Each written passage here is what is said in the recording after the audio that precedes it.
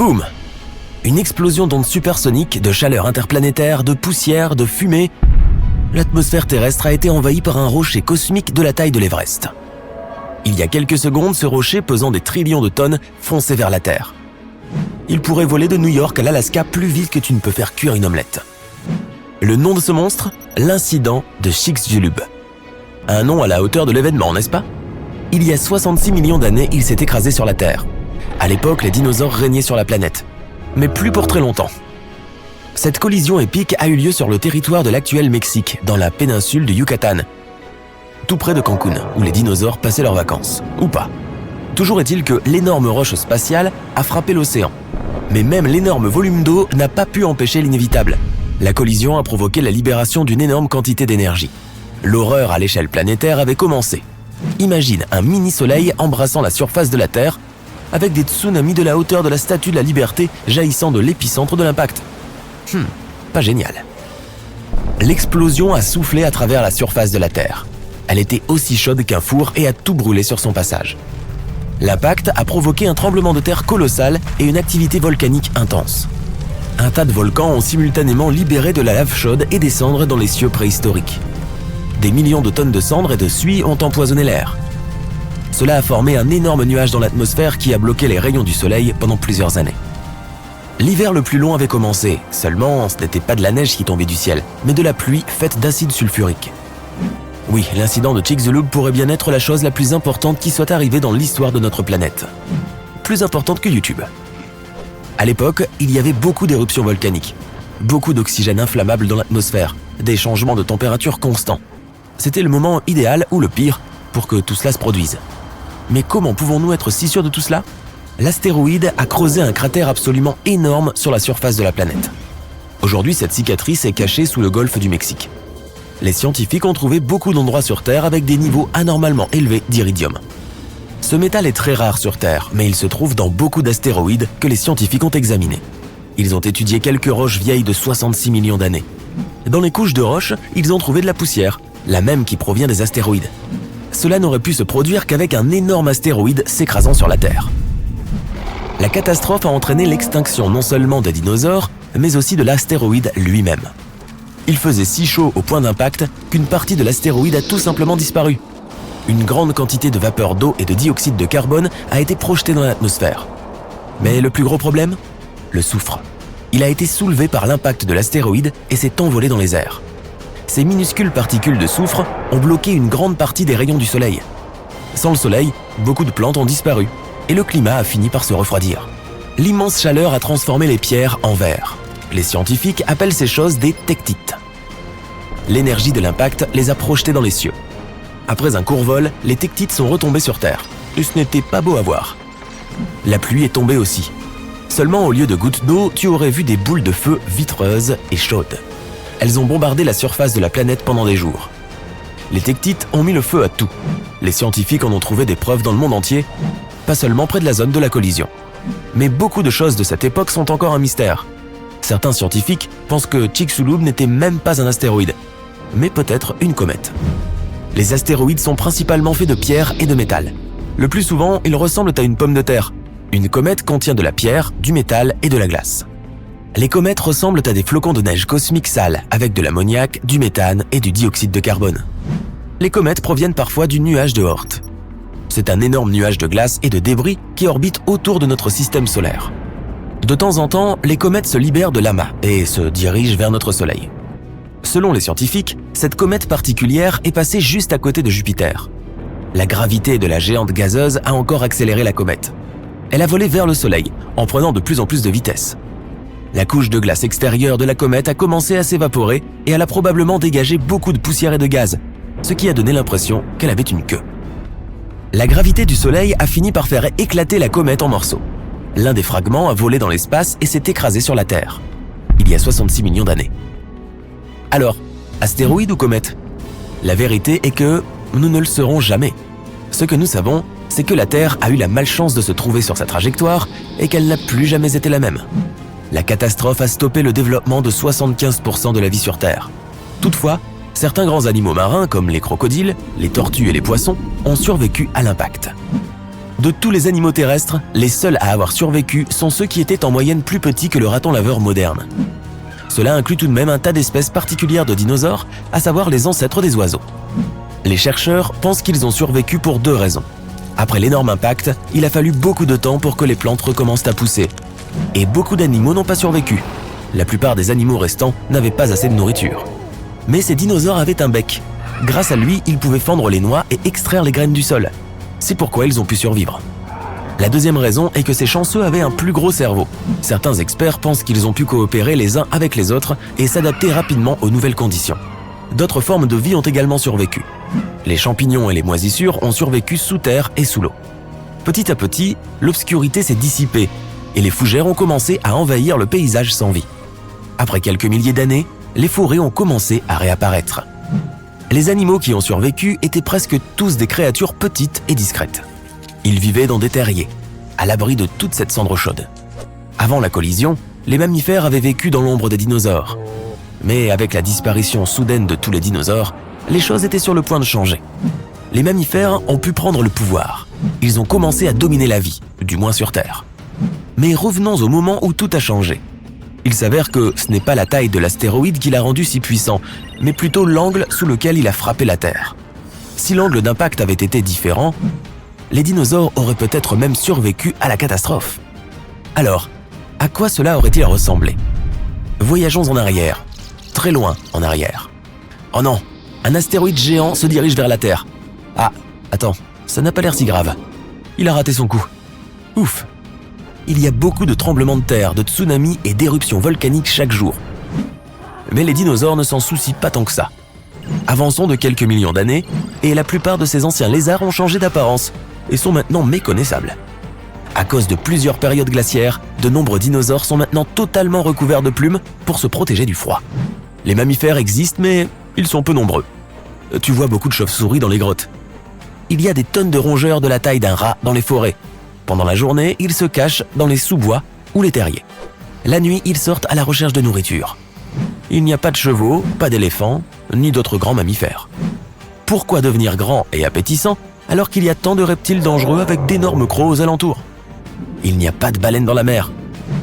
On ne voit nulle part de perroquets, de faucons et de pigeons. Mais les ptérodactyles 2.0 passent constamment devant toi en sifflant. Certains ont la taille d'un hélicoptère, tandis que d'autres ne sont pas plus grands qu'un cygne. Il y a beaucoup de primates, mais ils ne sont pas pressés de descendre de leurs arbres et de marcher sur 2 jambes. Pas d'aventure dans la savane, pas d'évolution vers l'Homo sapiens. Dans cette réalité alternative, les espaces ouverts sont très dangereux. Mais les forêts et les arbres le sont aussi. Aucun endroit n'est vraiment sans danger. Pour déguster de délicieux primates, de nombreux petits dinosaures ont appris à grimper aux arbres. Cela se passait déjà à l'époque du Crétacé, juste avant que cet énorme astéroïde ne manque la Terre. Ouf, cela aurait été une collision épique. Les dinosaures sont devenus plus sages depuis cette collision évitée de justesse. Certains sont même aussi intelligents qu'un poulet moderne. Un gros cerveau consomme beaucoup d'énergie, et ce n'est pas toujours une bonne stratégie de survie. Il est plus sûr de limiter la taille du cerveau et de continuer à fabriquer des dents plus grandes et plus pointues.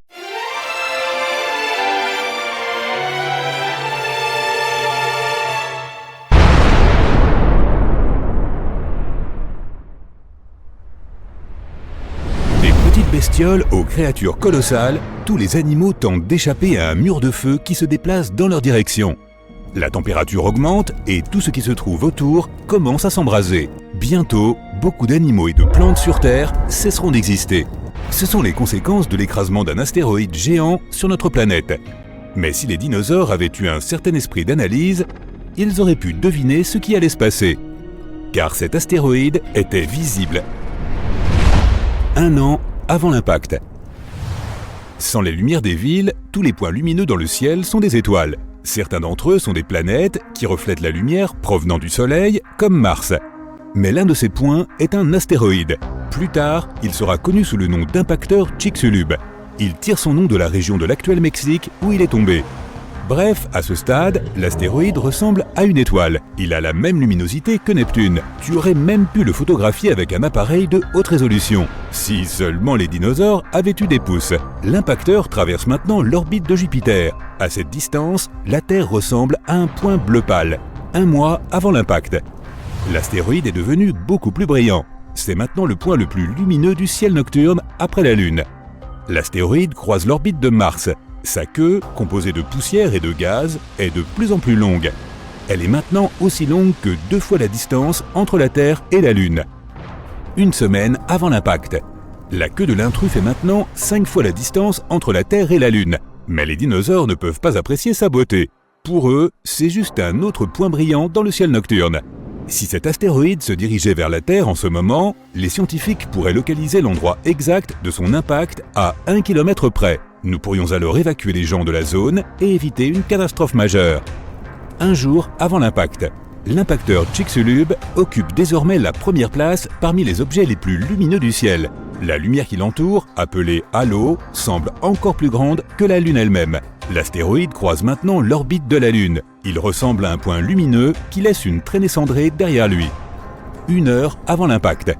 La lumière de l'impacteur Chicxulub est plus brillante que la pleine Lune, et son mouvement peut être perçu à l'œil nu. Les nuits sur Terre ne sont plus sombres. Ce n'est que maintenant que les dinosaures commencent à être inquiets. Tous les animaux de la Terre commencent à chercher un abri. 10 minutes avant l'impact. L'astéroïde entre maintenant dans l'orbite de la Terre. Des milliers de petits fragments de sa queue commencent à tomber sur la planète. Cela ressemble à une pluie de météorites. Jusqu'à présent, ces fragments sont trop petits. Ils se consument tous dans l'atmosphère avant d'atteindre la surface de la planète. L'astéroïde s'approche de l'Amérique du Sud. Si quelqu'un le regardait depuis l'Europe, il ressemblerait à un coucher de soleil. Le point lumineux de l'impacteur Chicxulub passe derrière l'horizon. 2 minutes avant l'impact. Les dinosaures peuvent maintenant facilement voir la forme de l'astéroïde. S'ils savaient comment faire, ils pourraient même estimer sa taille. Il fait un peu plus de 10 km de diamètre, ce qui signifie qu'il a presque la taille de l'île de Manhattan. Et le poids du géant est de 7 billions de tonnes. Il vole vers la péninsule du Yucatan à une vitesse ahurissante de 12 km par seconde. À cette vitesse, tu pourrais aller de New York à Los Angeles en 10 minutes environ, mais tu prendrais feu en chemin. 10 secondes avant l'impact. L'impacteur Chicxulub s'approche maintenant du sol. Encore quelques mètres et... bam! Le ciel nocturne devient soudainement blanc. L'éclair est si brillant que le soleil n'est plus visible à ce moment-là. L'entrée de l'astéroïde provoque une puissante déflagration qui peut être entendue à l'autre bout du monde. L'énorme astéroïde commence à brûler à cause de la friction avec l'air. Il se réchauffe et se divise en plusieurs morceaux. Ces morceaux tombent en pluie sur la Terre. Après quelques secondes, la plus grande partie de la météorite frappe le sol. Sa masse et sa vitesse fournissent à l'impacteur de Chicxulub une énorme quantité d'énergie. L'instant d'après, une explosion surpuissante secoue le sol. L'onde de choc de la météorite commence à se propager à partir du lieu de l'impact. Elle arrache d'énormes morceaux de terre et d'arbres, puis les pousse au sol comme des dominos. La température de l'onde de choc est si élevée que tout ce qui se trouve autour du point d'impact s'enflamme. L'énergie libérée lors de la collision pénètre aussi profondément dans la planète. Cela provoque les tremblements de terre les plus puissants de l'histoire de la Terre. Ils génèrent à leur tour des vagues de tsunami aussi hautes que l'Empire State Building. 5 minutes après l'impact. La météorite laisse derrière elle un énorme cratère. Il est aussi large que le lac Huron et assez profond pour contenir 2 Everest et demi. Les dinosaures courent partout en panique. Ils essaient de fuir vers l'Amérique du Nord, mais la plupart d'entre eux ne parviennent pas à traverser les territoires marécageux inconnus. Un autre danger est la pluie de météorites en cours. Des centaines de tonnes de cendres et de débris s'élèvent dans les airs. Chauffés à des températures très élevées, ils retombent sur Terre sous forme de lave liquide. Les cendres et la fumée emplissent l'atmosphère et bloquent les rayons du soleil. La Terre plonge dans l'obscurité. Pendant plusieurs semaines encore, notre planète est totalement sombre. Des pluies acides retombent sur sa surface sans discontinuer. Il y avait beaucoup de soufre dans les dépôts souterrains de la péninsule du Yucatan. L'énergie de l'explosion a évaporé tout ce soufre. Désormais, il se refroidit dans l'air, s'accumule dans les nuages et dégouline sur le sol. La plupart des animaux survivent à l'impact, mais l'extinction de masse se poursuit pendant encore de nombreux mois. La collision a plongé la Terre dans l'obscurité, et cela a anéanti la plupart des plantes qui se nourrissaient de la lumière du soleil. Les dinosaures herbivores ont perdu leur principale source d'alimentation et commencent à disparaître. Mais ces herbivores sont le principal régime alimentaire des dinosaures carnivores. Et maintenant, les dinosaures comme le T-Rex n'ont plus rien à manger. Bientôt, ils s'éteignent aussi. En d'autres termes, ce n'est pas une météorite qui a anéanti les dinosaures, mais la famine et le changement climatique. Les météorites de cette taille tombent une fois tous les 100 millions d'années. Cela signifie qu'un tel événement pourrait se reproduire. Les humains parviendraient-ils à survivre à cette catastrophe ?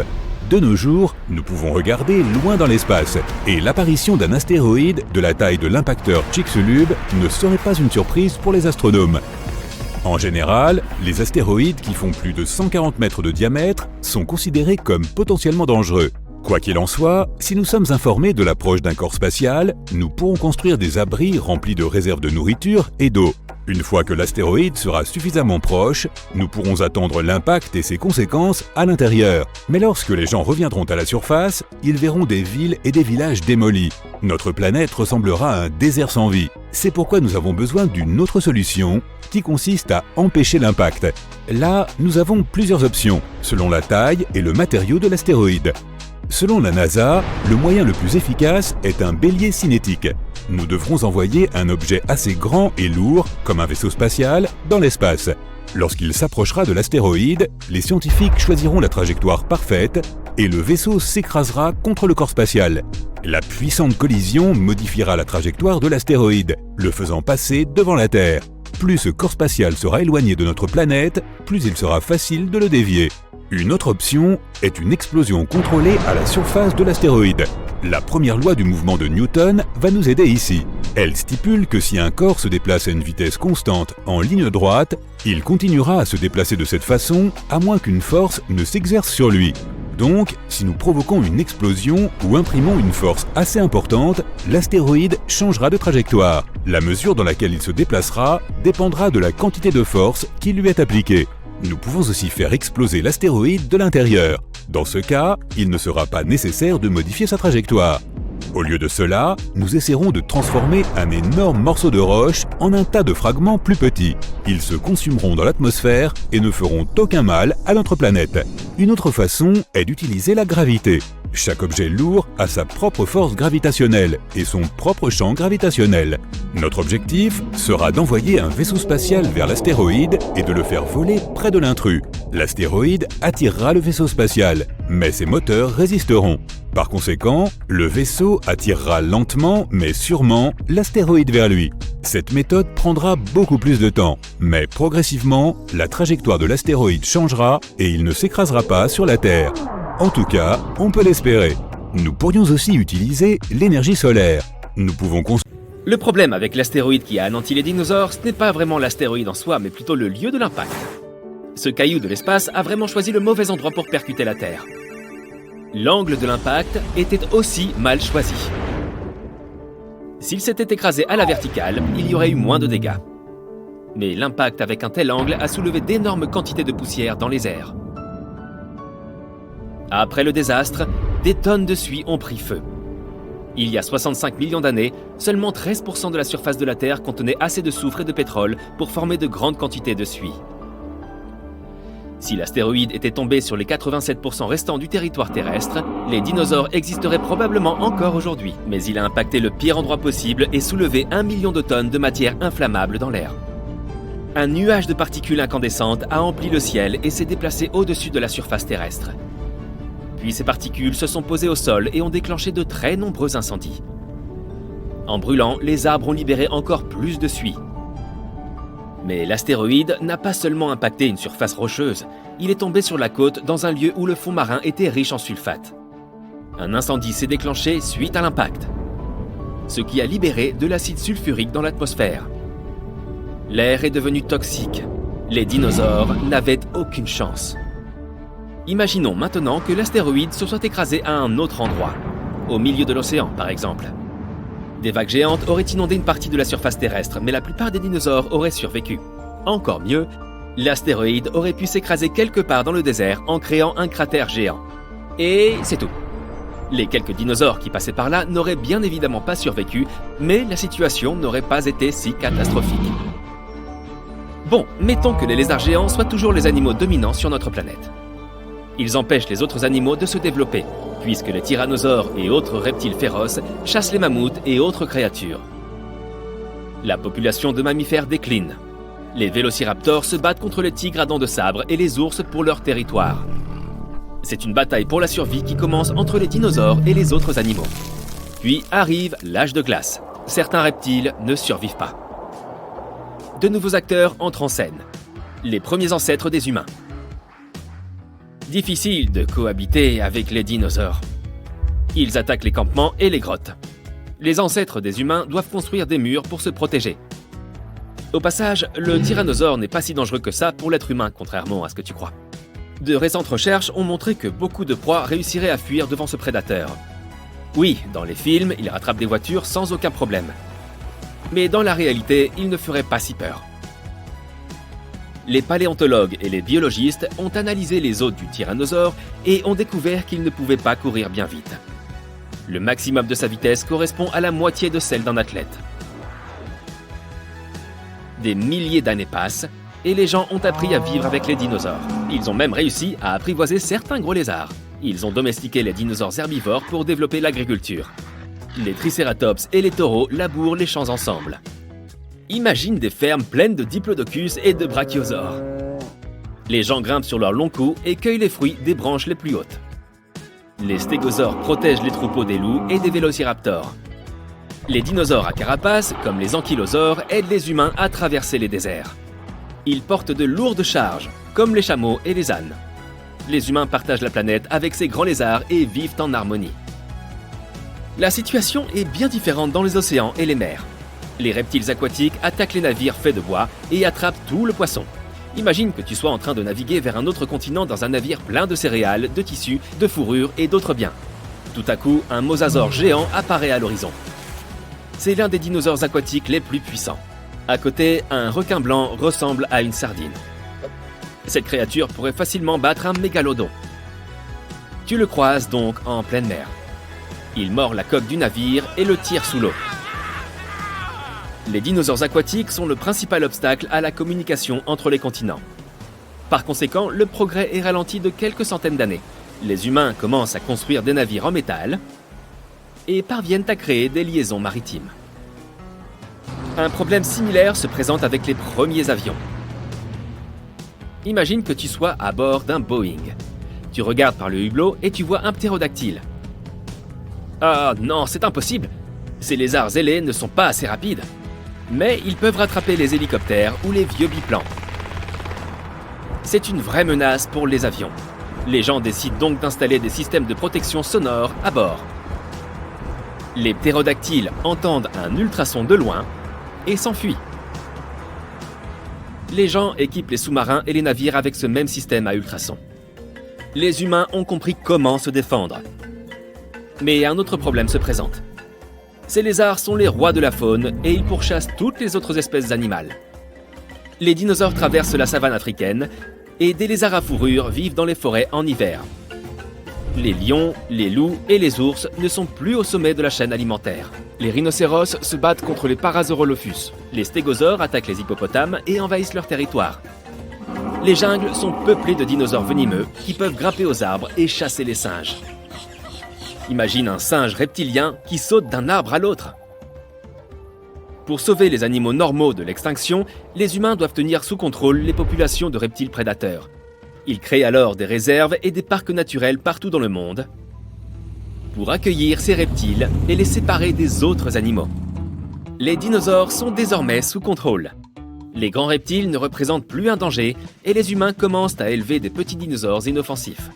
Certains veulent des caméléons chez eux, d'autres préfèrent les Microceratus. Des expositions de dinosaures sont organisées. Les gens promènent leurs dinosaures comme si c'était des chiens. Les gens font des selfies avec leurs reptiles. Ils vont faire du shopping et se rendent au café. Les dinosaures sont devenus la norme. Ils sont presque mignons. Les humains vont à cheval, à dos de chameau, mais aussi à dos de Pasaurolophus et de Pachycéphalosaures. Ils ont aussi essayé d'apprivoiser les vélociraptors, mais n'ont pas réussi. Ce sont des reptiles dangereux et ils ne sont pas capables d'obéir. Il est aussi difficile d'apprivoiser un vélociraptor qu'un alligator. Malgré tout, les chiens et les chats sont encore plus populaires car ils sont plus intelligents. Le cerveau d'un dinosaure fait presque la taille du cerveau d'une poule. Mais qui sait, s'ils avaient survécu jusqu'à aujourd'hui, ils auraient peut-être évolué et seraient devenus plus intelligents. Ça aurait été un vrai problème pour les humains. Certains chercheurs pensent que les dinosaures n'auraient quand même pas survécu, même sans météorite. ils devaient supporter leur poids colossal. C'était beaucoup trop lourd pour leurs os et leurs articulations. Ils n'auraient pas survécu à l'âge de glace avec ces caractéristiques. Mais les plus petits lézards auraient peut-être survécu. Les dinosaures rapides et agiles comme les vélociraptors et les pachycéphalosaures auraient survécu. Mais sous quelle forme ? Est-ce que les dinosaures ont évolué en quelque chose que l'on connaît déjà ? Prenons de bonnes vieilles poules par exemple. De nombreux chercheurs pensent qu'elles descendent directement du formidable tyrannosaure.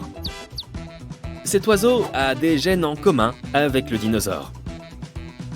Ouais, difficile à croire. Mais observe le corps et la démarche d'une poule. Enlève-lui ses plumes, recouvre-la d'écailles et mets-lui une mâchoire dentée au lieu d'un bec. Voilà un mini T-Rex. Il n'y a pas que les poules qui descendent des dinosaures. Beaucoup d'oiseaux sont les descendants directs des dinosaures. C'est étonnant, mais les alligators, les serpents, les crocodiles et les varans ne sont pas aussi proches de leurs ancêtres dinosaures que les pélicans, les cigognes et autres créatures volantes. Après des millions d'années d'évolution, les pattes des dinosaures se sont transformées en ailes et les mâchoires allongées se sont transformées en bec. La génétique des oiseaux permet de comprendre les dinosaures. Les pélicans ressemblent à des ptérodactyles et les autruches à des vélociraptors. Il existe probablement d'autres animaux qui ont des gènes en commun avec nos gros lézards. Si cette météorite ne s'était pas écrasée sur Terre, tous les dinosaures auraient évolué en créatures complètement différentes et inattendues. Les chercheurs veulent étudier attentivement l'ADN des oiseaux et essayer de remonter l'évolution grâce à l'ingénierie génétique. Ils espèrent pouvoir faire naître des dinosaures un jour. Pour ce faire, ils doivent trouver un génome spécifique qui est resté inchangé pendant des dizaines de millions d'années. Ce génome se cache dans l'ADN et il n'est pas si facile de le trouver et de l'extraire. Tu crois qu'en 2050, on verra naître des dinosaures ? Partons pour un voyage dans le temps. Nous survolons le Moyen-Âge, les premières civilisations humaines, les ancêtres des premiers humains, les dinosaures, les premiers animaux terrestres, les anciennes créatures marines, et ainsi de suite jusqu'au tout début des temps. Et la voilà, cette nébuleuse est notre futur système solaire. Pour l'instant, ce n'est qu'un nuage de poussière multicolore composé d'hydrogène et d'hélium qui tourne sur lui-même. Ce nuage a commencé à rétrécir et à devenir plus dense. Il existe une théorie selon laquelle il y aurait eu des explosions de supernovas près de notre nébuleuse. Leurs ondes de choc ont pressé la nébuleuse de différents côtés jusqu'à ce que le centre du nuage devienne trop lourd. L'énorme poids l'a comprimé et des réactions nucléaires en chaîne ont commencé au centre même de ce nuage. Cela a chauffé le nuage et l'a fait briller. Bientôt, il s'est transformé en une sphère dense et c'est ainsi que notre Soleil est né. Cela s'est passé il y a environ 4,5 milliards d'années. Notre planète n'existe pas encore. Il n'y a qu'un disque de poussière et de débris spatiaux en orbite autour du jeune Soleil. Ces débris fusionnent progressivement et deviennent de plus en plus lourds. Observons le centre même de cette pile d'astéroïdes. Le poids total des débris comprime tellement la région centrale qu'un noyau métallique dense s'y forme.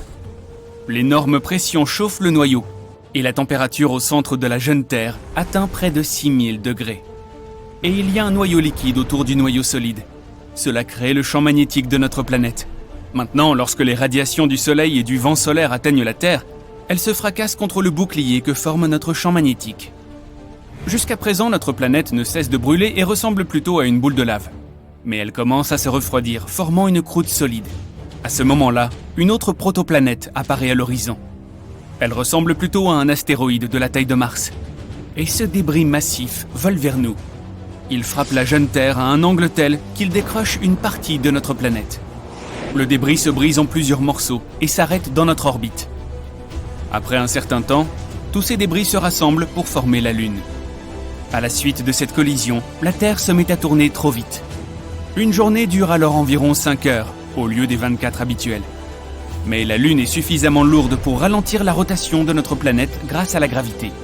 La Terre ne ressemble pas encore à un endroit hospitalier. Les forces gravitationnelles de la Lune pénètrent profondément dans la Terre et provoquent davantage d'activité volcanique.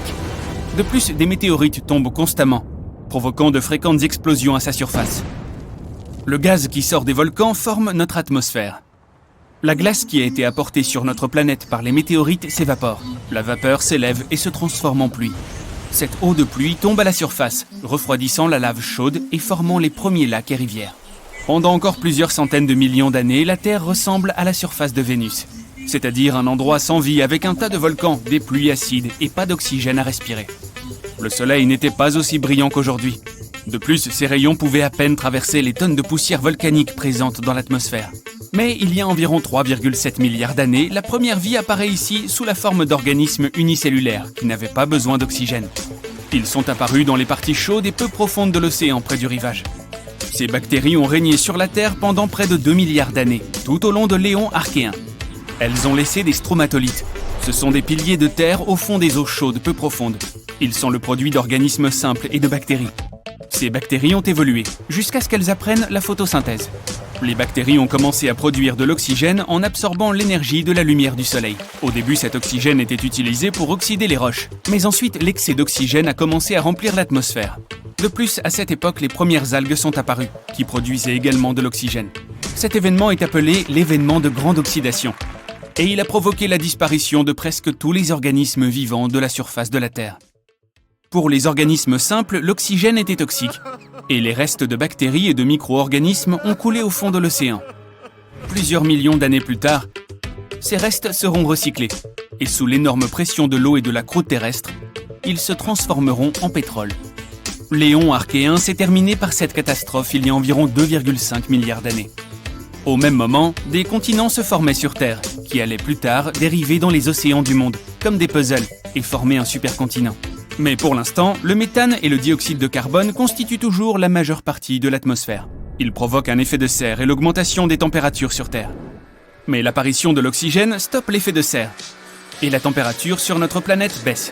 Une période glaciaire, appelée glaciation huronienne, qui a duré de 2,4 à 2,1 milliards d'années, commence. Les scientifiques supposent que notre planète était presque entièrement recouverte de glace à cette époque, même à l'équateur.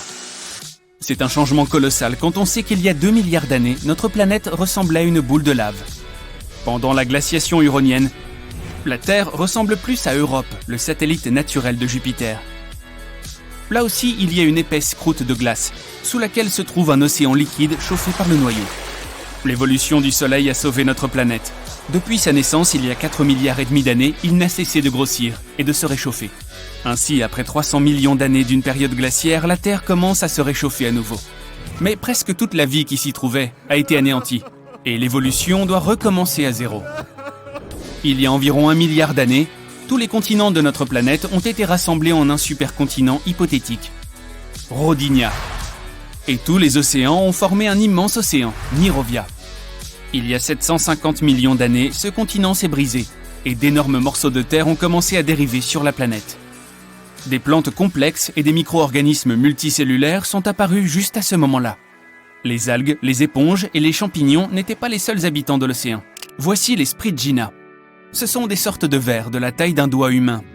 Nous avons trouvé des restes de ces animaux qui ont au moins 550 millions d'années. Il y a 541 millions d'années, l'éon phanérozoïque a commencé. L'événement principal de cette époque est l'explosion cambrienne.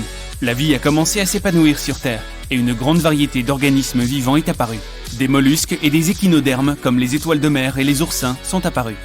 Les organismes vivants ont évolué, possédant non seulement un squelette interne, mais aussi externe, comme les trilobites. Certaines de ces créatures pouvaient atteindre près d'1 mètre de long. Leur coquille protectrice suggère qu'il y avait des prédateurs dans les océans. Une chaîne alimentaire a commencé à se former à cette époque. Au même moment, les continents à la dérive ont fusionné à nouveau. Ce supercontinent a une forme différente et s'appelle Pannotia. Plus tard, ces continents ont à nouveau dérivé et ont commencé à se heurter les uns aux autres. Cela a conduit à la formation de chaînes de montagnes. Puis les continents se sont rencontrés pour la dernière fois et ont formé le supercontinent géant appelé Pangée, il y a environ 335 millions d'années. Ici, nous pouvons déjà voir les contours des continents modernes, à savoir l'Afrique, l'Amérique du Nord et du Sud, l'Australie et l'Eurasie. L'une des plus grandes créatures marines qui ait jamais existé, le Dunkleosteus, est apparue. Certains spécimens pouvaient être aussi longs qu'un bus scolaire et peser autant qu'un gros 4x4. La Terre avait un climat chaud et humide.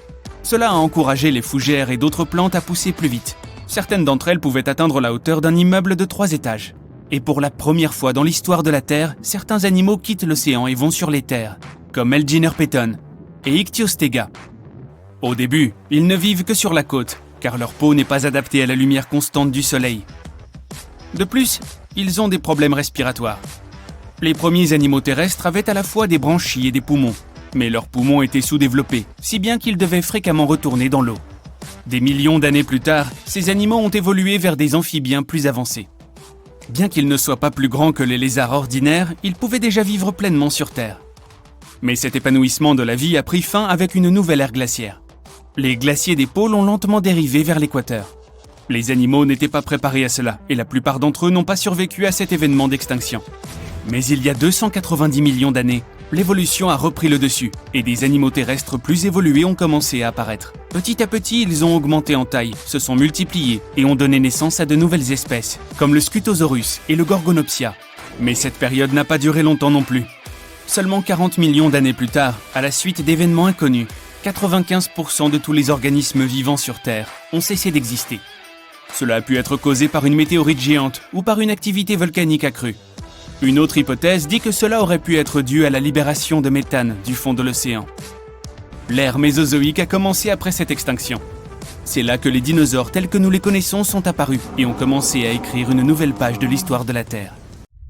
De grands troupeaux de dinosaures courent dans la forêt. La température augmente rapidement et tout ce qui se trouve derrière eux commence à prendre feu. Certains dinosaures se retrouvent coincés dans des marécages et ne peuvent en sortir. Des ptérodactyles volent au-dessus de leur tête alors qu'ils tentent d'éviter la déflagration qui va bientôt recouvrir la Terre.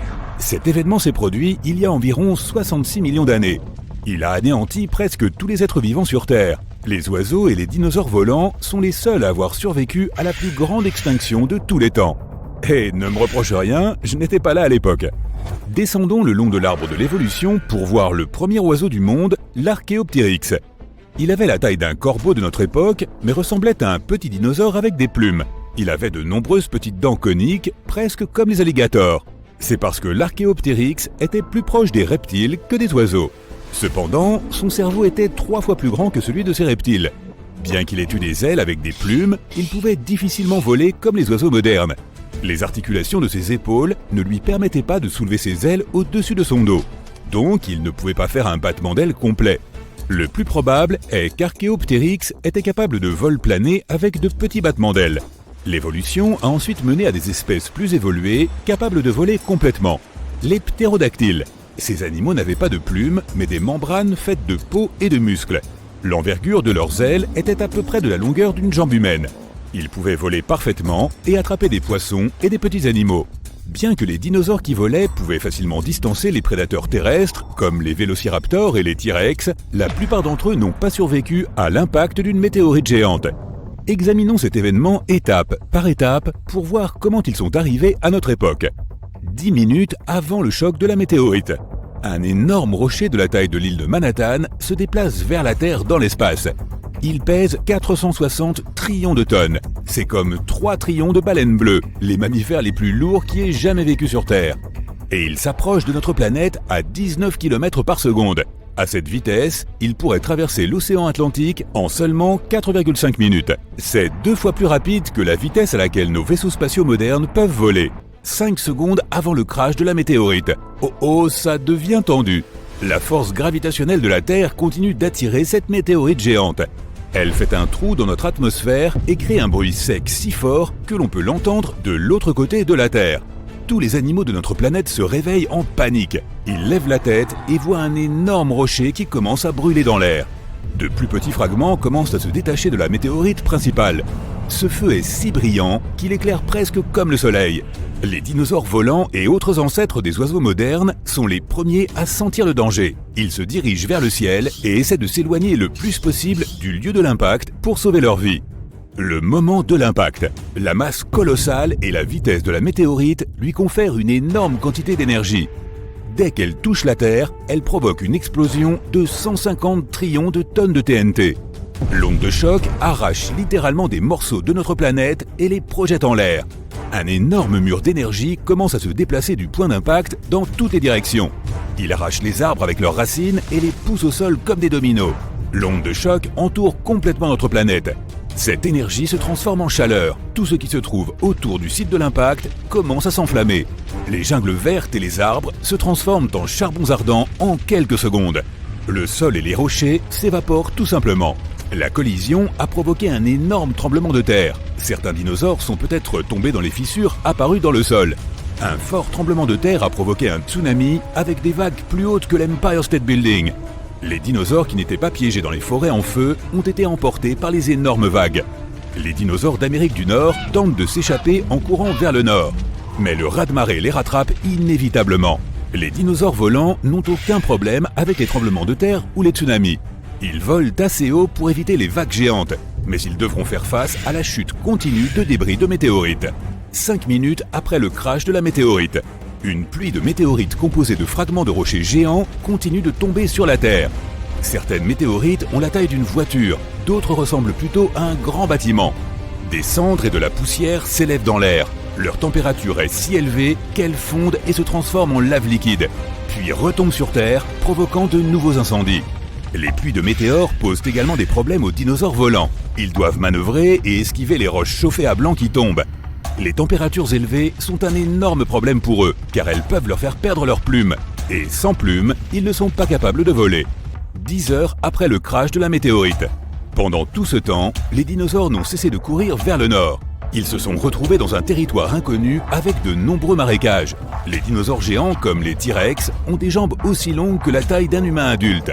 Ils ont une chance de passer à travers ce terrain, mais s'ils tombaient, ils ne pourraient jamais se relever. Les dinosaures plus petits, comme le Triceratops, avaient des jambes courtes, et eux ne pouvaient pas traverser ces marécages denses.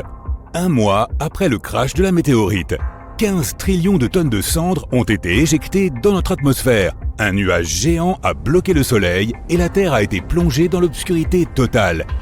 Les plantes survivantes n'ont pas pu se nourrir de l'énergie du soleil et ont cessé de produire de l'oxygène. Les dinosaures qui ont survécu peuvent à peine respirer à cause du manque d'air et de la grande quantité de poussière. Le manque de soleil dans le ciel a fait disparaître le phytoplancton. De nombreux animaux marins se sont retrouvés sans leur seule ressource de nourriture. La poussière et les cendres dans l'atmosphère empêchent notre planète de recevoir la chaleur du soleil et la température commence à baisser. L'endroit où est tombée la météorite était riche en soufre. Cet acide toxique s'est évaporé au moment de l'impact et a formé des nuages. Il y a maintenant des pluies acides sur la Terre. Les dinosaures volants doivent maintenant se cacher de ces pluies. Ils doivent rester dans des grottes et ne peuvent pas sortir pour trouver de la nourriture. Jusqu'à présent, un grand nombre de dinosaures terrestres et volants ont survécu. Ils sortent pour voir les conséquences de la catastrophe. Le site de l'impact se trouve dans l'actuel Mexique, dans la péninsule du Yucatan. Le cratère de Chicxulub est situé ici. Il fait environ 150 km de large, comme la moitié de tout le lac Michigan, et il est profond de 19 km. Tu pourrais y plonger tout le mont Everest, et il resterait 10 km d'espace disponible. Ce n'est pas l'impact lui-même qui a fait disparaître les dinosaures, mais la faim. Le feu a détruit la plupart des plantes que les dinosaures herbivores mangeaient. Sans nourriture, leur nombre a diminué rapidement. Les dinosaures prédateurs n'avaient rien à manger non plus. Les pluies acides et la disparition du phytoplancton ont menacé toute la vie marine. Même si les oiseaux étaient parvenus à éviter le souffle de l'explosion et le tsunami, ils manquaient eux aussi de nourriture. Environ 80% des oiseaux n'ont pas survécu à l'extinction. Le problème est que toutes les forêts de la Terre ont été détruites. Or, la plupart des oiseaux nichent et vivent dans les arbres. En outre, les forêts étaient toujours pleines de nourriture, de toutes sortes de fourmis et de termites aux insectes volants et aux petites souris. Seules les espèces qui vivaient sur le sol et pouvaient voler ont donc survécu. Il est très probable qu'elles se nourrissaient des graines des petites plantes survivantes. Cette habitude a fait que les dinosaures volants ont perdu leurs dents au cours de l'évolution. Au lieu d'avoir des mâchoires avec un tas de dents pointues, ils ont obtenu de longs becs pour attraper de minuscules graines sur le sol. Même si la Terre semble alors être un endroit terrible pour vivre, les oiseaux ont connu un boom évolutif. Ils ont dû parcourir de longues distances à la recherche de nourriture. Leurs ailes sont devenues plus fortes, ils se sentent également à l'abri des prédateurs qui les considéraient auparavant comme de la nourriture. Aucun T-Rex ne peut plus désormais surprendre un oiseau en plein sommeil. Environ 1000 ans après la collision, les premières forêts denses sont réapparues. Cela a donné un autre grand coup de pouce à l'évolution. 1 million d'années plus tard, des forêts pleines de nourriture sont peuplées par les ancêtres des oiseaux-souris actuels. Et 65 millions d'années plus tard, à l'époque moderne, nous avons environ 10 000 espèces d'oiseaux. Pigeons, corbeaux, aigles et faucons, même les pingouins, ce sont tous des descendants des dinosaures. Mais il y a eu d'autres survivants, certains ancêtres des animaux. Ils ont régné sur la planète plus de 170 millions d'années. Puis, ils ont disparu. L'histoire dit qu'un énorme astéroïde a frappé la péninsule du Yucatan il y a environ 66 millions d'années. Cet astéroïde a provoqué de terribles changements environnementaux, notamment des débris dans l'air, qui bloquaient la lumière du Soleil, si bien que les plantes ne pouvaient pas résister. La température à la surface de la Terre a chuté et les animaux ont lutté pour survivre jusqu'à ce qu'ils finissent par s'éteindre. Ça, c'est ce que de nombreux paléontologues pensent. D'autres disent que les dinosaures étaient sur le point de s'éteindre avant l'arrivée de cet astéroïde. Déjà 10 millions d'années avant. Les espèces les plus anciennes n'ont pas évolué suffisamment pour s'adapter aux changements environnementaux tels que l'élévation du niveau des mers, l'activité volcanique massive ou les aires glaciaires. Les dinosaures préféraient la chaleur qui leur permettait de conserver leur température corporelle stable. Les dinosaures vivaient sur les 7 continents, même en Antarctique, car il n'y avait pas de glace là-bas à l'époque. Il y a environ 90 millions d'années, c'était une forêt tropicale marécageuse avec un climat chaud et agréable. Même sa localisation était différente, car elle se trouvait à 900 km du pôle sud de l'époque. Le niveau de la mer était 170 mètres plus élevé qu'aujourd'hui. Et la température de la surface de l'eau pouvait atteindre près de 35 degrés Celsius. L'Antarctique connaissait encore une sorte de nuit polaire, donc plusieurs mois sans soleil, mais le climat autour du pôle sud était doux et tempéré et surtout sans glace. Les dinosaures ne muaient pas d'un coup comme les reptiles d'aujourd'hui. Les scientifiques pensent qu'ils perdaient leur peau par petits morceaux et qu'ils avaient une sorte de fourrure de dinosaure. Le Pégomastax ressemblait à un croisement entre un porc-épic et un perroquet. Cet herbivore avait des mâchoires de 2,5 cm de long, équipées d'un petit bec et de longues dents auto-aiguisantes, qu'ils utilisaient comme des ciseaux pour découper les plantes. Notre lion moderne a une morsure puissante, mais le puissant T-Rex mordait bien plus fort. Le roi des dinosaures avait la morsure la plus forte de tous les animaux terrestres, 3,5 fois plus forte que celle du record actuel, détenu par le crocodile marin d'Australie. Il avait également les dents les plus longues, près de 25 cm de long, soit la longueur d'un iPad. La plupart des animaux modernes ont le sang chaud ou froid, mais celui des dinosaures se situait entre les deux. Les scientifiques pensent qu'ils étaient principalement mésothermes, ce qui signifie que l'activité de leurs muscles réchauffait leur corps, mais que leur température corporelle pouvait également fluctuer. De nombreux dinosaures comme le Triceratops ou le Stégosaure avaient des pointes, des plaques, des cornes ou des crêtes sur le corps. Avant, on pensait que c'était des moyens de défense car ils n'avaient ni dents pointues ni griffes. Mais les scientifiques ont ensuite pensé que c'était probablement un moyen servant à impressionner leurs partenaires et à identifier les membres de leur espèce.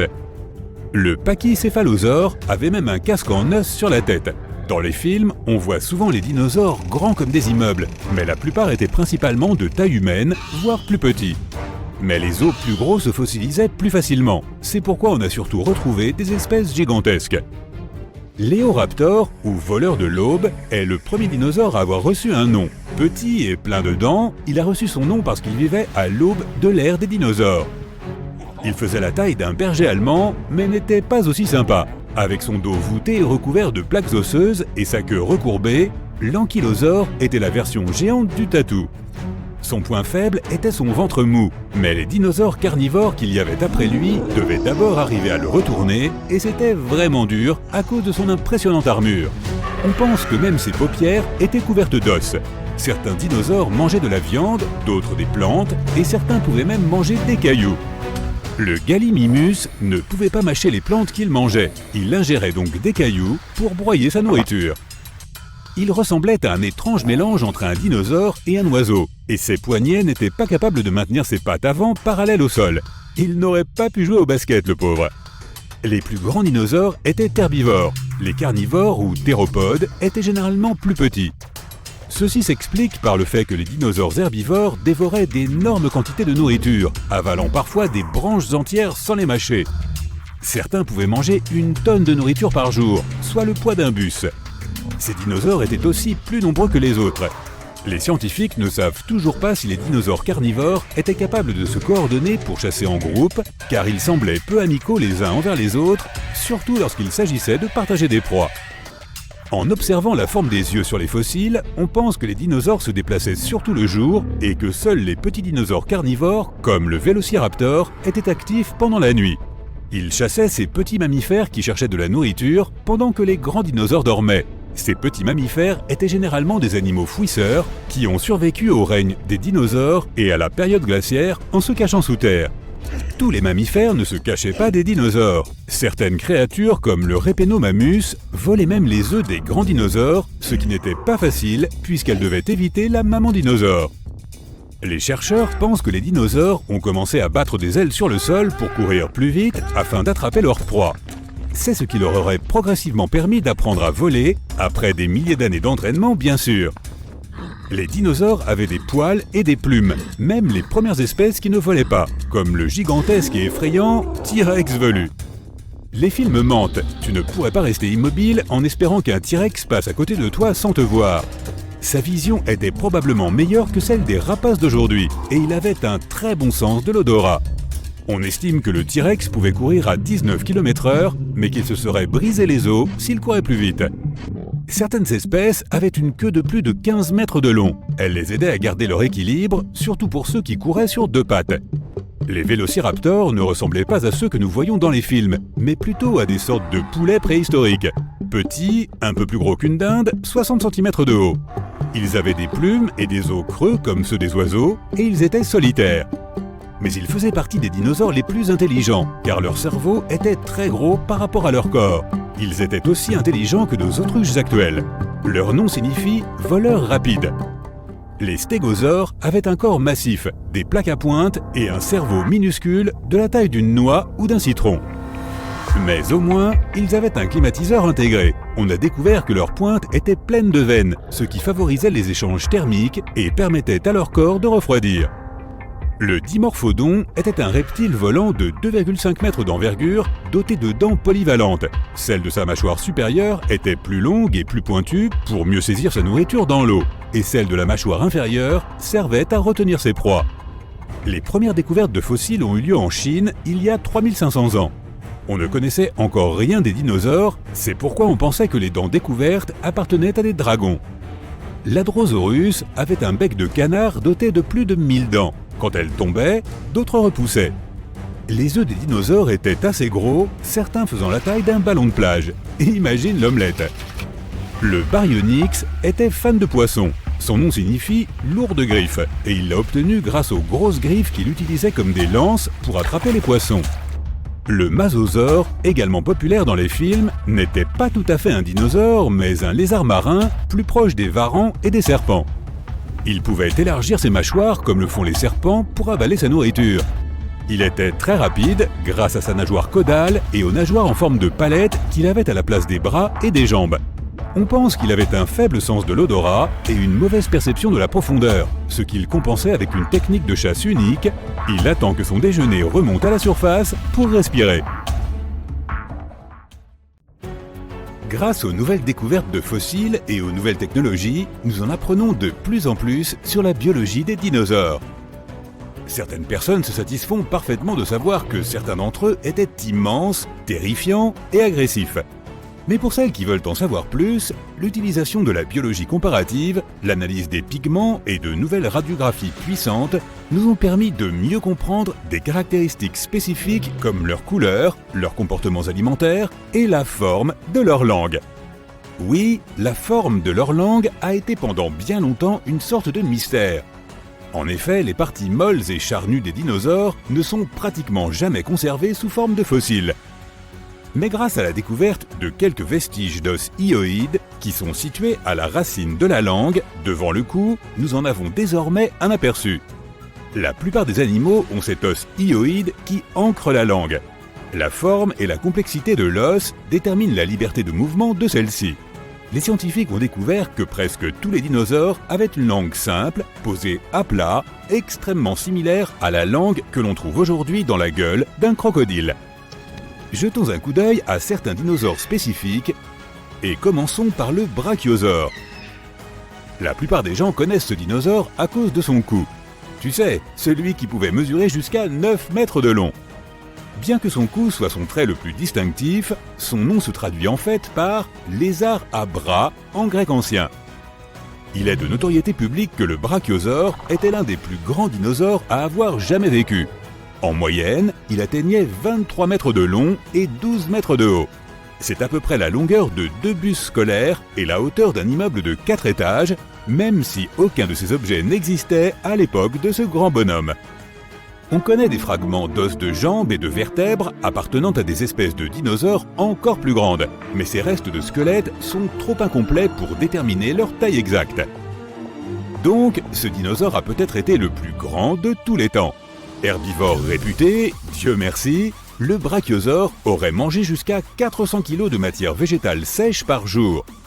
La majeure partie était constituée de conifères, de ginkgo et de cycas. Cette cible était peut-être difficile à atteindre pour ce dinosaure, car les chercheurs ont appris que ses dents étaient en forme de cuillère et n'étaient pas idéales pour mâcher la nourriture.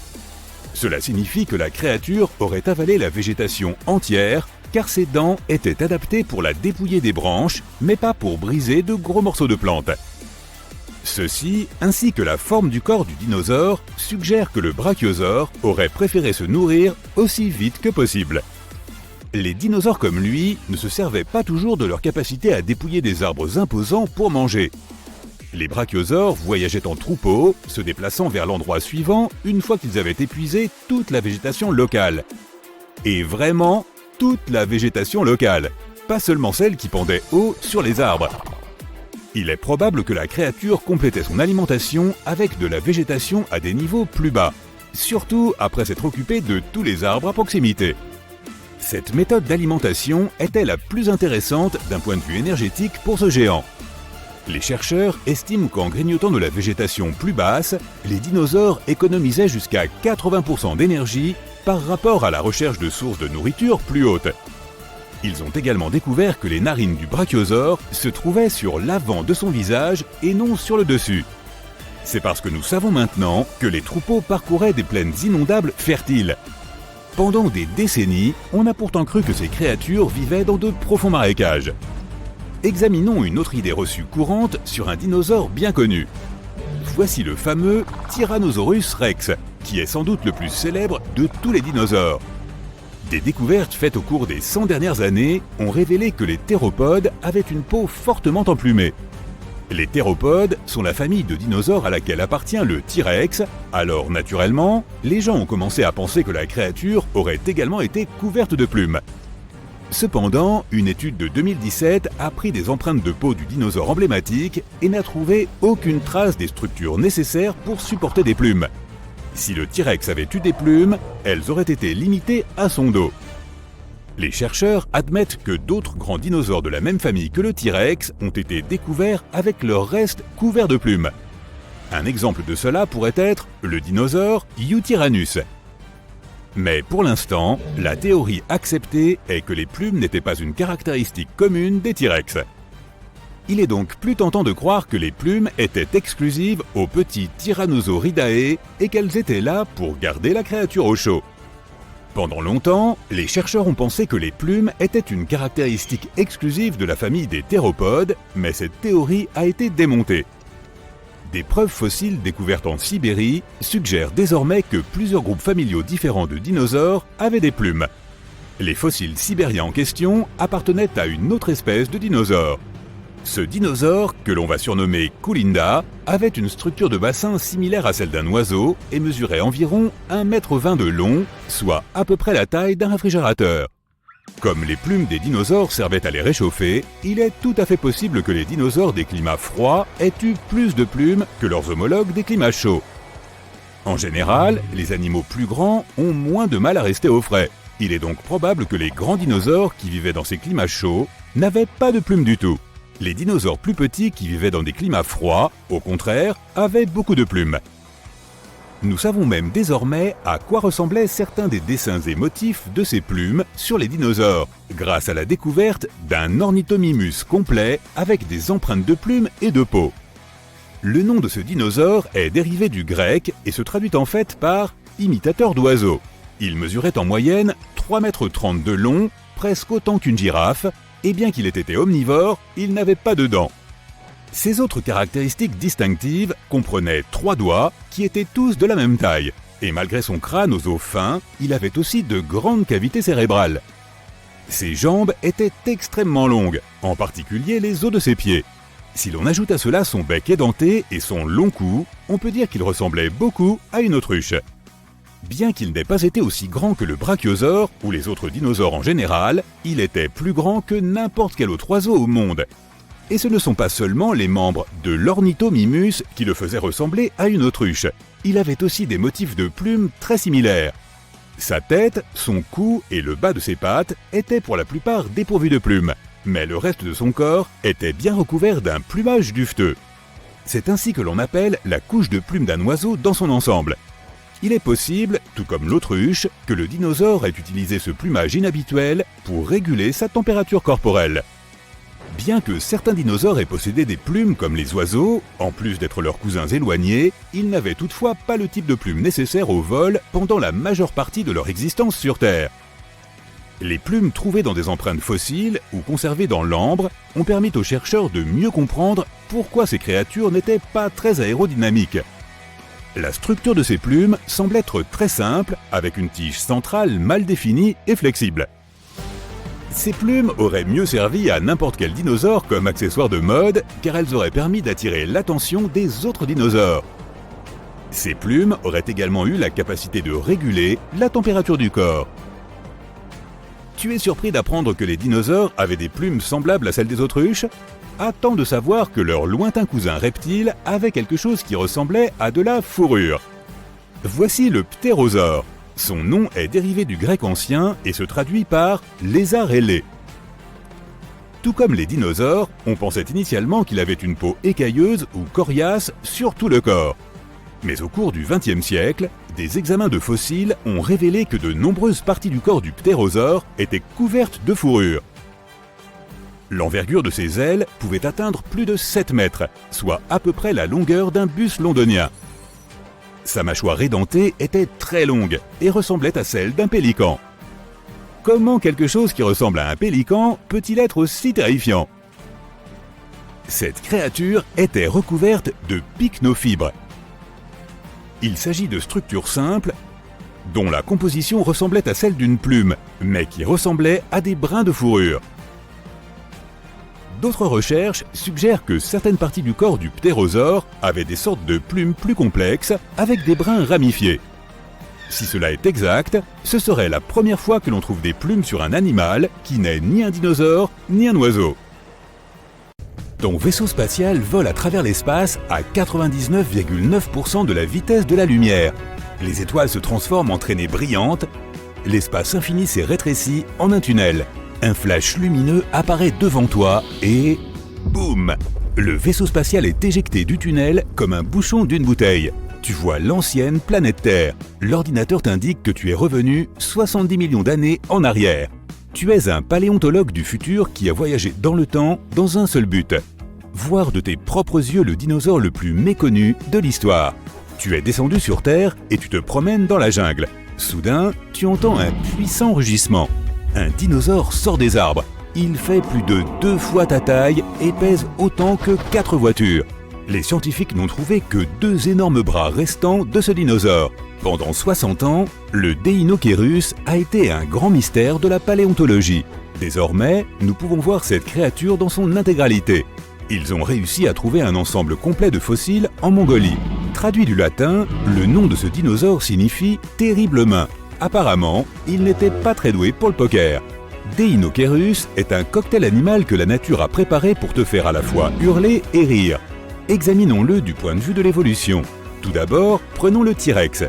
Deinocheirus et le roi des dinosaures ont à peu près la même taille. Du T-Rex, nous ne garderons que les puissantes pattes arrière et la longue queue.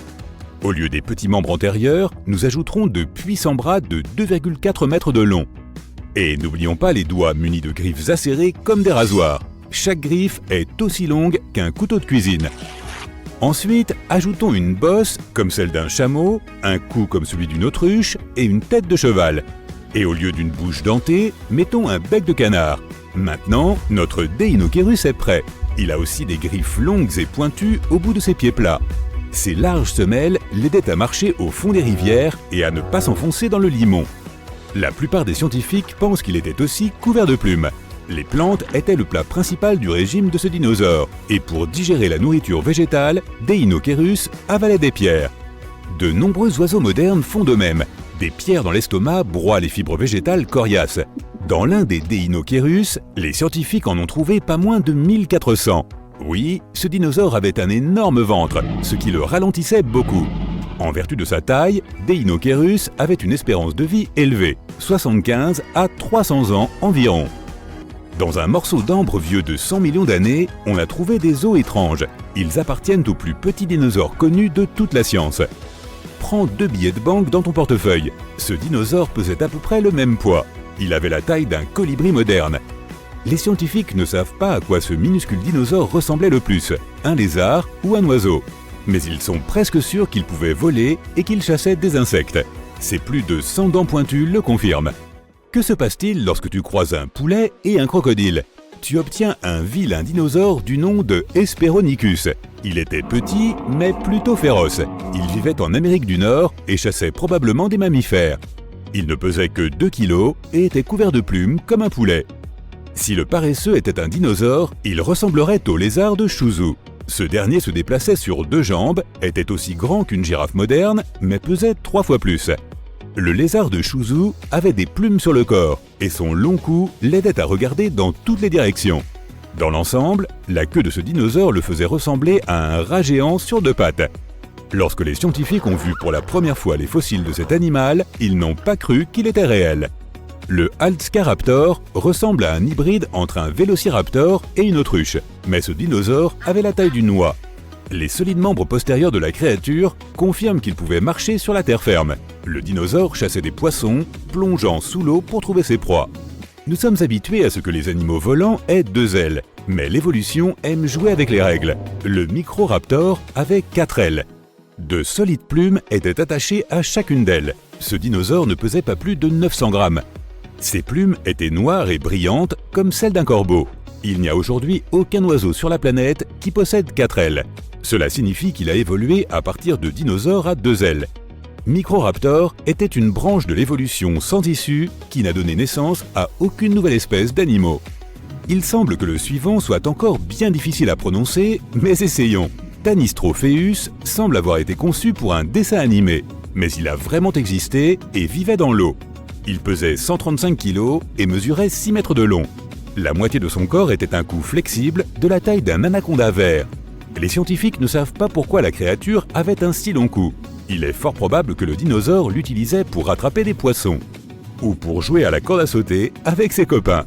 Mettons qu'il y a 66 millions d'années, un astéroïde ne se soit pas écrasé sur notre planète.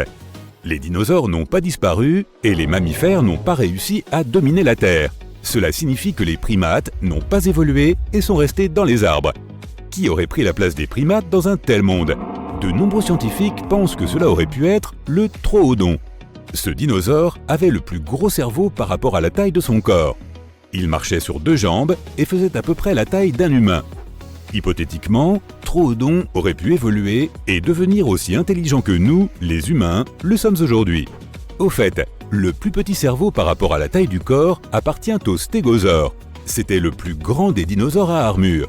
C'était un mangeur de plantes, mais sa queue puissante et ses pointes acérées étaient redoutées par tous les chasseurs de l'époque. Le stégosaure pesait près de 4 tonnes, mais son cerveau n'était pas beaucoup plus gros qu'un hot dog. Pegomastax n'était pas plus gros qu'un chat domestique et il courait librement en Afrique il y a 100 à 200 millions d'années. Imagine un lézard bipède qui ressemble à un perroquet. Pegomastax était couvert à la fois de plumes et de piquants semblables à ceux du porc-épic. Il avait un bec, mais 2 crocs acérés sortaient de sa mâchoire inférieure. Pourtant, l'apparence effrayante de la créature est trompeuse. Le dinosaure courait vite et pouvait mordre fort, mais c'était tout de même un paisible mangeur de plantes.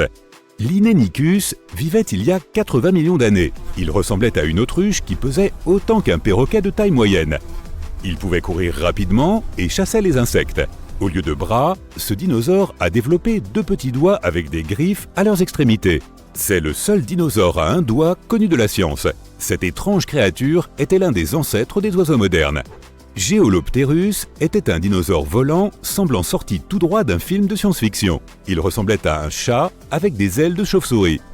La créature se nourrissait d'insectes, mais il existe une autre théorie selon laquelle elle aurait pu se nourrir comme un moustique. Elle se posait sur le dos de grands dinosaures et perçait leur épaisse peau avec des crocs acérés.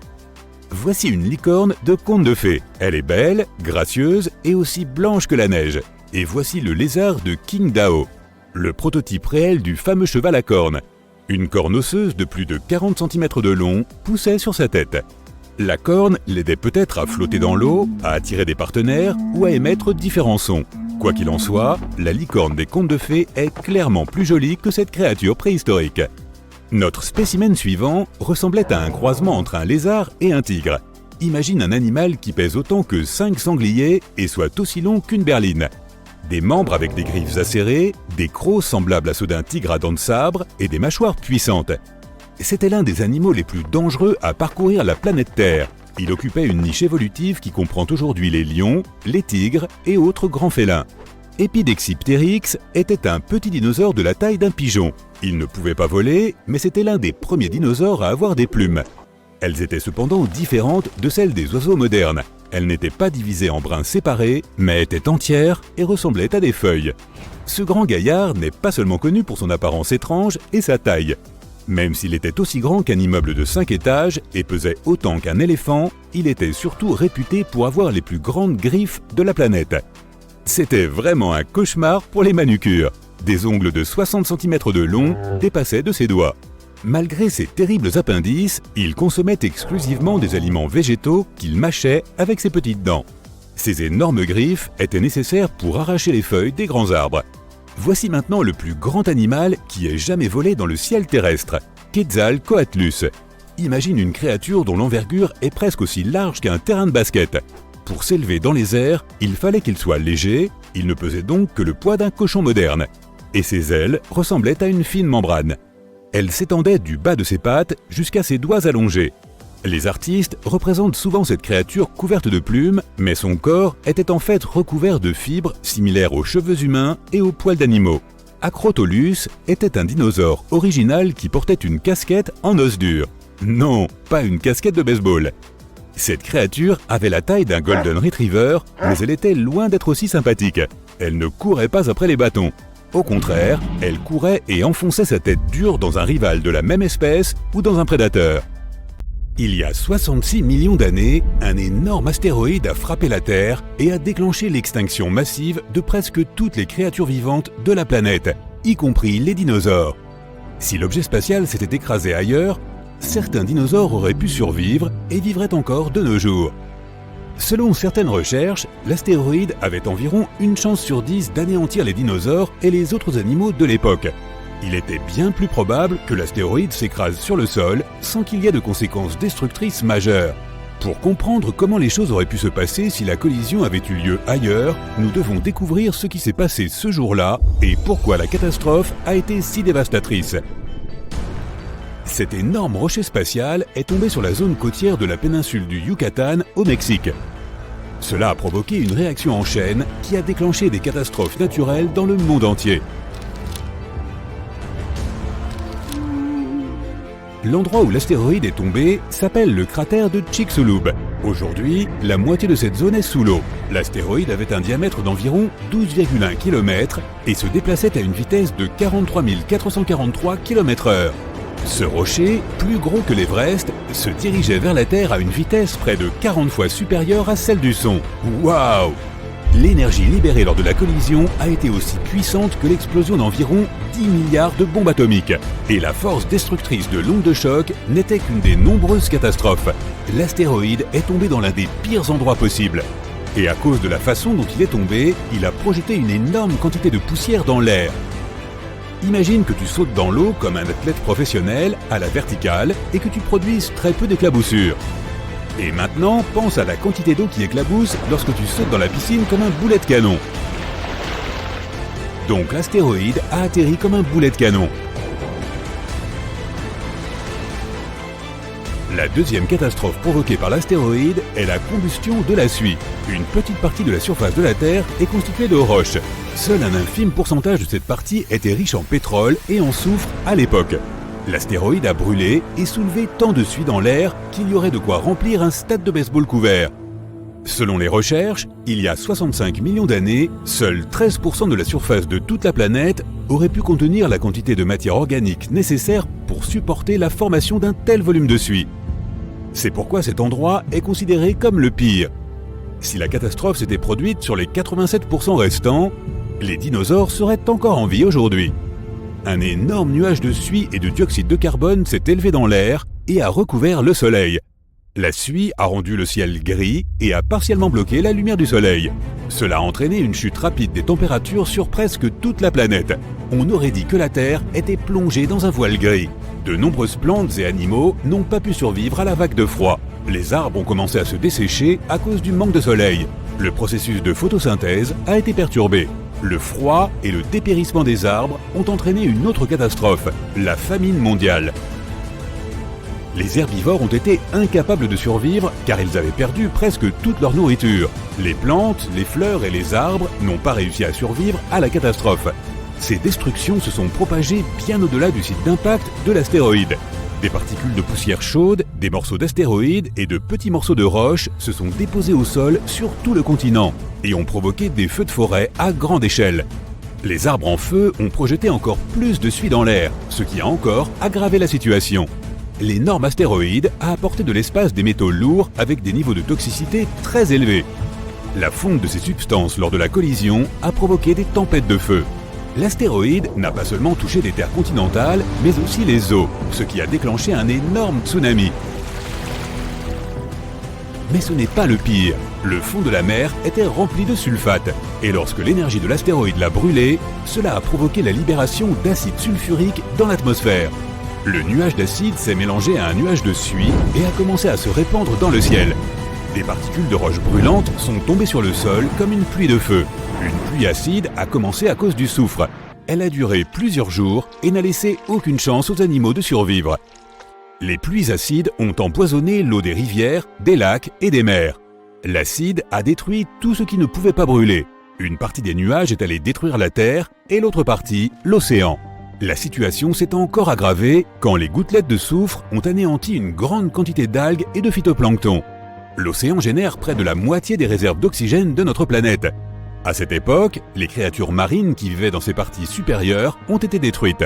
Ce n'est pas l'onde de choc, mais le manque de soleil, l'acide, l'obscurité et le froid qui sont en fait les principales raisons de l'extinction des dinosaures. Mais même lorsque certains lézards ont échappé au feu et au soufre, ils ont alors rencontré les déchaînements marins. L'impact de l'astéroïde a provoqué des tsunamis à grande échelle sur toute la planète. La toute première vague avait une hauteur d'environ 1,6 km. C'est presque 3 fois plus que l'Empire State Building. Des milliards de litres d'eau se sont déplacés à une vitesse de 145 km/h. Une vague aussi puissante pourrait facilement détruire la moitié de New York aujourd'hui. La météorite a créé une série de vagues de 15,8 mètres de haut. De gigantesques murs d'eau de la taille d'immeubles de 5 étages se sont fracassés sur la côte et ont tout démoli sur leur passage. Le manque de lumière du soleil, la baisse de température, les pluies acides et incendiaires, la réduction de la production d'oxygène, les feux de forêt, les tsunamis géants et la vague explosive de la puissance d'1 milliard de bombes atomiques, tout cela a réduit la diversité biologique de la Terre de 75%. Oui, ça bouleverse le climat, c'est sûr. Des astéroïdes géants avaient déjà frappé la Terre auparavant, mais ils n'ont jamais provoqué de telles catastrophes sur toute la planète. Et si cet astéroïde était tombé dans un autre endroit, disons une forêt, loin de l'eau et des terrains montagneux? Cela aurait provoqué de graves incendies. Un énorme nuage noir de cendres se serait élevé dans le ciel et aurait masqué le soleil, mais il n'aurait probablement pas généré de pluies acides ou de pluies de feu. La plupart des espèces de la planète auraient pu survivre à cette catastrophe. Et si la météorite était tombée quelque part au milieu de la glace et de la neige? Cela aurait provoqué une augmentation rapide de la température sur toute la planète. D'énormes tsunamis auraient submergé de grandes étendues de terre. Cependant, les cendres et le dioxyde de soufre n'auraient pas rempli le ciel. Les pluies acides n'auraient pas touché l'océan. De nombreuses créatures marines auraient pu survivre et vivre jusqu'à ce jour. Et les dinosaures vivant loin des océans n'auraient pas du tout remarqué la chute de la météorite. Les événements les plus terribles se seraient probablement produits si une météorite était tombée sur un volcan en activité. Cela aurait déclenché la plus grande libération de lave de l'histoire. Des tremblements de terre destructeurs auraient commencé et le ciel entier aurait été recouvert de cendres volcaniques. Et si la météorite avait frappé un désert? Elle aurait fait fondre des milliards de tonnes de sable et les aurait transformés en verre. Imagine des dunes de verre qui réchauffent encore plus notre planète. Et nous pourrions déterrer les restes bien préservés d'anciens lézards dans le verre. Bref, il existait de nombreux scénarios catastrophiques possibles, et le pire d'entre eux s'est réalisé pour les dinosaures. Il est peu probable qu'ils reviennent un jour, mais peut-être peuvent-ils renaître. Des scientifiques se sont inspirés d'une idée tirée d'un célèbre film hollywoodien. Ils voulaient trouver un moustique qui se serait retrouvé coincé dans de l'ambre. Ils en auraient extrait l'ADN de dinosaures. Mais cela pose un problème. Le plus ancien échantillon d'ADN qu'ils ont réussi à trouver avait 1 million d'années. Les dinosaures se sont éteints il y a environ 66 millions d'années. En outre, l'ADN est une chose très fragile. La probabilité qu'ils aient pu être conservés intacts quelque part pendant si longtemps est très faible. Ainsi, au lieu de rechercher l'ADN de cet ancien dinosaure, les scientifiques ont décidé de prélever l'ADN des plus proches ancêtres de ces lézards, les oiseaux. Au cours de millions d'années d'évolution, les pattes des dinosaures auraient pu se transformer en ailes et les bouches allongées en bec. Les pélicans sont très semblables aux ptérodactyles, les autruches ressemblent aux vélociraptors et les poulets ressemblent beaucoup aux T-Rex. Bon, arrêtons-nous un instant et imaginons un poulet de la taille d'un T-Rex. Salut toi, tu veux un morceau de moi? Un poulet ordinaire est considéré comme le plus proche parent de l'énorme lézard. Enlève-lui le plumage, recouvre-le d'écailles, donne-lui une bouche dentée au lieu d'un bec et attache-lui une longue queue. Et tu obtiens un véritable mini tyrannosaure par sa structure corporelle et ses mouvements. Au plus profond de son ADN, on trouve des gènes similaires à ceux que possédaient de redoutables prédateurs. Avec l'aide du génie biologique, les scientifiques prévoient de jouer avec son ADN et d'essayer d'inverser l'évolution. Ce qui signifie que la reproduction des dinosaures peut devenir une réalité. Eh bien, cela pourrait se retourner contre toi.